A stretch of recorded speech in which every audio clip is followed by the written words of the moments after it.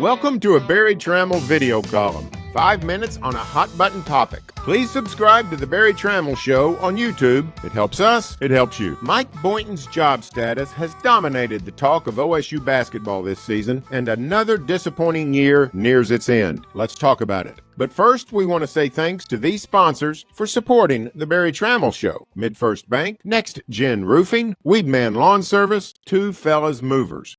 OSU does not want to part ways with Mike Boynton. The administration likes Boynton. The fans like Boynton. He's everything you want in a basketball coach. Everything you want in a man to lead young men. The only knock against Boynton is that his teams haven't been winning. Only one NCAA tournament bid in his 7 seasons. He has faced extenuating circumstances, including a crippling NCAA probation that affected multiple seasons, the COVID pandemic, and a couple of near misses with the March Madness Selection Committee. And Boynton's $6 million buyout would give any athletic director pause if he's running a department fueled by football, which OSU is. Spending that money on linebackers, offensive tackles, and wide receivers seems a better use of that money. But remember that OSU is in a different place than it was 40 years ago. This no longer is the athletic department that turns off office hallway lights to cut the electric bill by 72 cents a month. This is an athletic department that operates in the black and didn't even go sideways during the pandemic, unlike many of its fellow institutions in the power conferences. So money is an object, but it's not the only object. Boynton's roster is a factor. He is playing young in what has become a veteran sport. The transfer portal and NIL means teams are getting older, 21, 22, 23-year-olds, dominating the lineups of the better teams. Building a program has become passé. Coaches must rebuild teams year by year, not programs over the course of several seasons. If Boynton's freshmen, particularly Brandon Garrison, Jamiron Keller, and Eric Daly Jr., return next season, Boynton has quite the cornerstone. Cutting Boynton almost surely would send those prized freshmen to the portal. Of course, keeping Boynton would not guarantee that the freshmen stay. These are transient times. Nothing is assured. A new coach would mean massive roster overhaul, and that's not necessarily a bad thing. This roster needs to be overhauled, but catching lightning on a backboard square is not automatic or even likely. Maybe OSU could make a transformation like Kansas State a year ago with Jerome Tang, or like Iowa State with TJ Otzelberger the year before.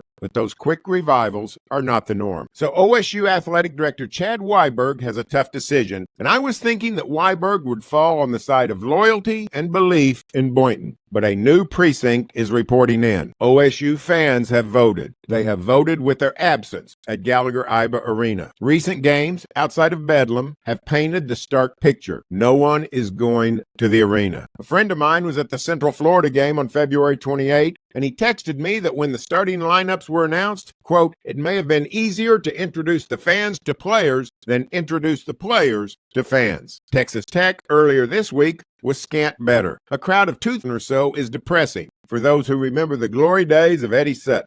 Gallagher-Iba's rowdiness has been on the wane for years, and you wonder now how it could even possibly return. The arena is too big, 13,000 in capacity, and the tradition too strong to let this go on long. At some point, the fans get to decide. They decided Travis Ford's fate with OSU basketball. Ford actually produced a solid product. 5 NCAA tournament teams in 8 years, though with just one big dance victory. But he was unpopular with the fans, and attendance fell off, and he was out of a job. The fans decided Gary Gibbs' fate in Norman 30 years ago, when only 46 fans showed up to watch the Sooners down the stretch of the 19 football season. There was no decision to be made. Wouldn't have mattered if Gibbs' record against Texas, Nebraska, and Colorado wasn't tough. The economics would rule the day. And so it is with Boynton. OSU doesn't need basketball to carry the freight, like it did in the 19s with Sutton. But the Cowboys can't pay a basketball coach $3 million a year when OSU could sell more softball tickets than basketball tickets if it had the capacity at Cowgirl Stadium. I've changed my mind. I think the end is near for Boynton. The fans have voted, and the fans ultimately hold the power for change.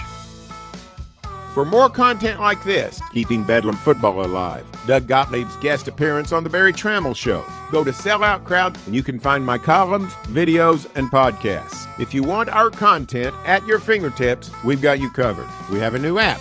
It's available for iPhone and Android. Download it today. If this happens to be your first time hearing or watching us, be sure to subscribe to our show on YouTube or your favorite podcast app. If you like what you hear, please leave a review.